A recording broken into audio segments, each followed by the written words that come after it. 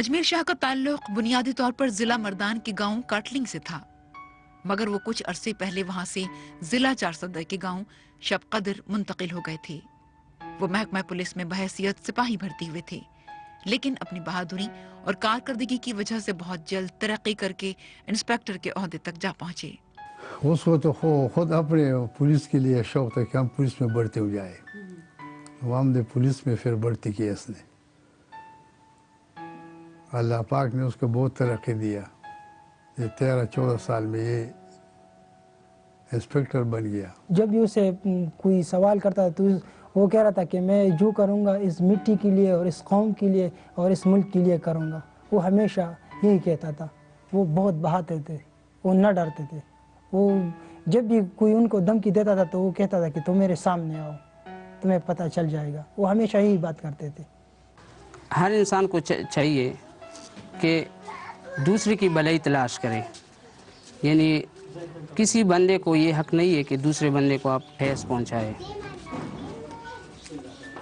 जाहिर बात है इस्लाम जो है ना वो अमन का पैगाम देता है।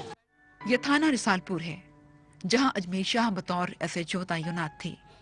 यह कुर्सी एक शहीद की याद ताज़ा कर रही है और थाने की ये इमारत शायद एक फर्शनास ऑफिसर के ना होने पर वीरानी का मंजर पेश कर रही है। वो तो बड़े ईमानदार और बड़े करेक्टर अच्छे इंसान थे। जराइम पेशा अफराद के लिए वो बिल्कुल ऐसे थे जैसा एक लोहा। जराइम पेशा अफराद जितने भी है, वो जितने यहाँ मंशियात के अड्डे थे अभी तक वो ख़त्म है। वो कोई जो चरस फरोश है या जो भी है, कोई अभी तक आंख भी नहीं उठा सकता।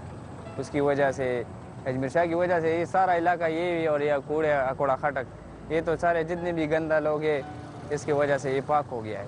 मोबाइल फोन से रिकॉर्ड किए गए इन मनाजिर में आप तकरीमुल हक और उनके अक़ब में खड़े अजमेर शाह को बखूबी देख सकते हैं।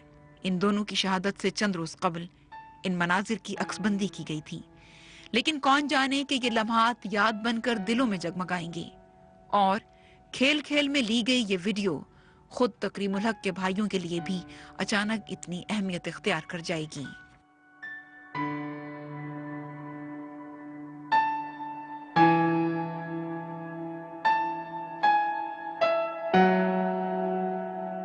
वो तो एक कांस्टेबल भर्ती हुआ था, फिर उनका उसके ऊपर बड़ा मतलब कॉन्फिडेंस था ना, तो जहाँ पर भी वो जाते वो अपने साथ जाते, जो भी उनको ड्यूटी देते वो सरअंजाम देते। अगर वो एक बॉडीगार्ड के तौर पर वो इस्तेमाल कर देते तो वो इनकार नहीं करते।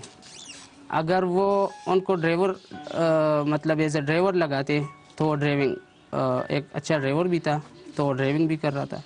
यानी जो उनको ड्यूटी मिलती ना तो आसान तरीके से वो अदा करते। खूबसूरत, जवान, बहादुर और नडर।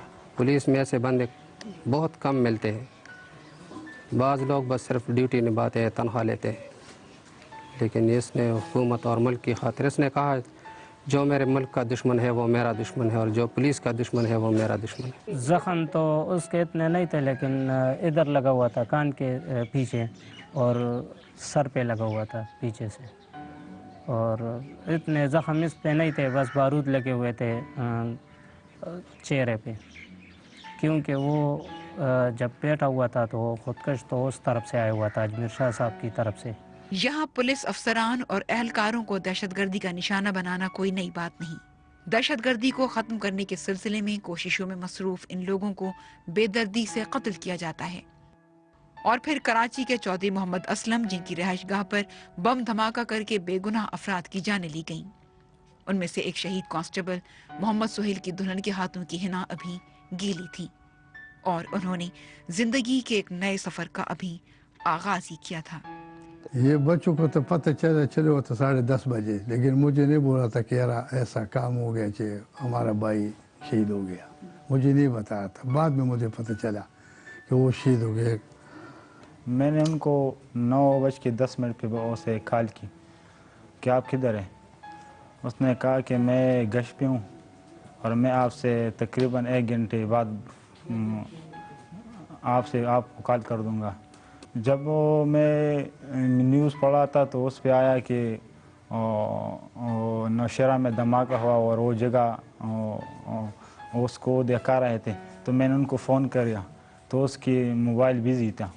फिर मैंने वो जो शहीद हो गए तकरीमुल हक उनको फ़ोन किया तो उसका मोबाइल यूज़ कर, तो फिर मैंने थाने में फ़ोन किया, उसने कहा कि आपकी भाई ज़ख्मी है, वो मुझे नहीं बता रहा था कि वो शहीद हो चुके हैं, आप अस्पताल में आ जाइए। बहुत बड़ा हला है, हम टूट कर रह गए। मैंने खबर सुनी तो मेरे पाँव से दम निकल गया और वो दौड़ते उठते बैठते मैं अस्पताल पहुंचा। पुलिस किसी को नहीं छोड़ रहा था, बस मुझे छोड़ा कि उसका रिश्तेदार है। चचाजाद भैया उसका उसने फ़ोन आया, मुझे कहा कि ज़रा आप अस्पताल आ जाए, धमाका हुआ है। तो मैंने कहा कि साफ बताए उनको, वो शहीद हो गया है कि हीरो पड़ा हो मोबाइल में। तो फिर मुझे पता लग गया कि अल्लाह का प्यारा हो गए। एक खबर के मुताबिक अजमेर शाह ने चंद माह कबल अकोड़ा खटक के इलाके में अस्करियत पसंदों के खिलाफ कार्रवाई के दौरान एक अहम तालिबान कमांडर को हलाक किया था। जो लोग बातिल के खिलाफ लड़ते हैं, मिट्टी की खातिर अपनी जान देते हैं, तो लोग उनको धमकी ज़रूर देता है, इसलिए कि वो लोग जो इस माशरे के लिए और इस कौम के लिए और इस मुल्क के लिए जो नासूर है, वो तो धमकी देगा ना ज़रूर। मुसलमान नहीं कह सकते क्योंकि ख़ुदकश हमला तो है वो इस्लाम में हराम है, और पता नहीं कि उसने ख़ुदकश हमला क्यों किस हालत से किया, तो उसको पता होगा, और पता नहीं कि क्यों ख़ुदकश धमाके किया, क्योंकि हमें तो उसका के बारे में कुछ मालूमात नहीं है कि ख़ुदकश धमाका उसने क्यों किया। और हमारा भाई तो ज़ाती मामला भी किसी के साथ इस तरह नहीं था कि कोई आकर उसको मारता।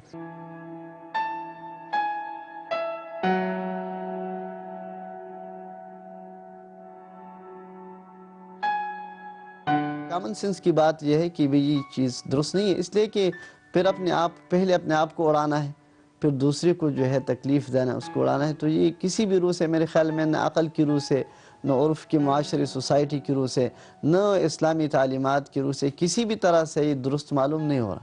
पता नहीं इन लोगों को कहाँ से ये जो है ट्रेंड और ये मिजाज दे के उनको इसके लिए तैयार किया जाता है। ये तो जालिम है ना, ये तो बहुत जालिम लोग हैं कि एक इंसान कत्ल करने वाला पूरा इंसान को कत्ल करता है। अजमेर शाह का शुमार महकमा पुलिस के एक इंतहाई निडर और फर्शनास एहलकारों में होता था, जिन्होंने दहशतगर्द अनासिर और मंशियात फरोशों के खिलाफ कामयाब कार्रवाइयों पर सदारती अवार्ड बराए हुस्न कारकर्दगी भी हासिल किया।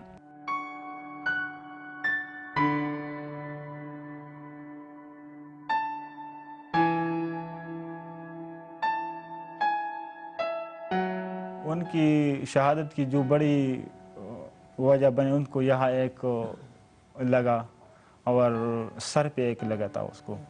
मगर ये लोग तो कत्ल करते हैं ना, जो दरिंदे इस मुल्क और ये कौम और इस्लाम से बागी जो लोग हैं, वो तो ज़रूर ये करेंगे ना, वो तो मुसलमान नहीं हो सकता। अगर वो मुसलमान होता तो वो इतने लोगों का जान लेता। एक सरकारी आदमी की जगह वो हज़ारों लोगों का जान लेता है, बाज़ारों में धमाके करता है, तो वो कैसा मुसलमान हो सकता है? वो सिर्फ इस्लाम के नाम पे लड़ता है ना, वो तो मुसलमान नहीं है, सिर्फ इस्लाम को बदनाम कर रहा है वो लोग। दहशत से फैला दी है उसने, और ये बाकी पाकिस्तान का कुछ नहीं बिगाड़ सकते। पाकिस्तान इतना कमज़ोर मुल्क नहीं है, और जो लोग उसे भेजते हैं उसमें उनको भी पता है, लेकिन वो सिर्फ डिसकंटेनमेंट और ये लोगों में ज़्यादा पैदा करना चाहता है, और इस मुल्क में अमन न हो, इंतशार हो, हर एक आदमी दे। तो दहशतगर्दों का ये है कि हम लोगों को भी तशवीश आती है, जो आदमी मरे हैं बेगुनाह, बाज़ार में जाए थे, अपने घर बस में बैठे हुए थे, मस्जिद में नमाज़ पढ़ रहे थे, और उनको धमाके से उड़ा दिया गया। इस तरह इसकी इनकी जगह अगर हम हो कभी, तो हमारा भी तो बारी आए। वो उनके साथ एक पार्ट एंड पार्शियल था ना, तो हमें पता चला कि हमारा भाई भी उसके साथ है, लेकिन अभी पता नहीं कि वो भी शहीद है या ज़ख्मी है। तो बाद में हम वहाँ पे गए, मेरा अबू साहब वहाँ पे चले गए और अस्पताल में देखा तो उनको पता चला कि वो भी उनके साथ शहीद हुए। उसमें जो लोग फसाद फैलाते हैं, दहशतगर्दी करते हैं, लोगों में वहशत फैलाते हैं, एक ममलकत, एक स्टेट, इस्लाम और आलम इस्लाम के ख़िलाफ़ काम करते हैं, तो इनके लिए हमारी दीन में हर किस्म दहशतगर्दी, हर किस्म जो है फसाद के लिए अपने अलग अलग हुक्म हैं, अलग अलग कानून हैं। एक रिपोर्ट के मुताबिक पाकिस्तान को सन 2010 में शदीद दहशतगर्दी का सामना रहा, जिसमें 2000 से जायद हलाकतें हुईं। अमरीकी महकमा खारिजा की इस रिपोर्ट में ये भी कहा गया कि खैबर पख्तूनख्वा और फाटा में खास तौर पर दहशतगर्दों से निमटने के लिए पाकिस्तानी अफवाज पूरी कोशिश कर रही है, मगर अलमिया ये कि पकड़े जाने वाले दहशतगर्दों में से 75% अक्सर रिहा हो जाते हैं और इनकी रिहाई अमन के क़याम की कोशिशों में मसरूफ इदारों के लिए एक सवालिया निशान है।